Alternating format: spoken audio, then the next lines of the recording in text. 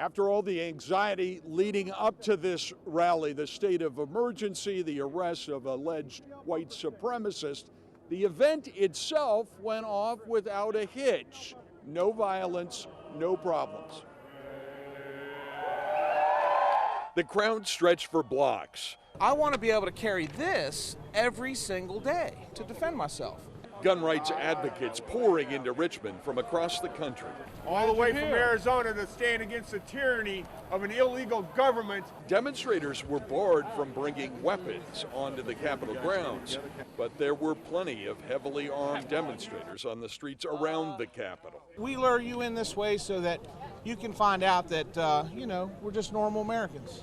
You a normal American? Normal American. Security was tight, hundreds of police, some on rooftops. There was even a surveillance drone. I hope to God nothing bad happens. We're passing around a recall petition to get rid of radical Ralph Northam.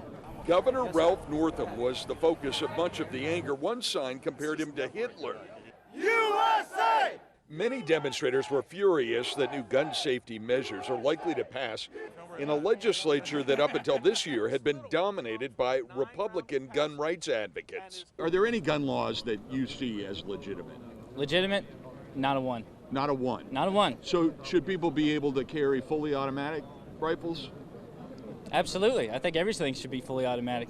There had been a gun control event permitted here for the state capitol in the afternoon, but with all the concerns about violence at this event, that event was canceled. In Richmond, Bruce LeShan, WUSA 9.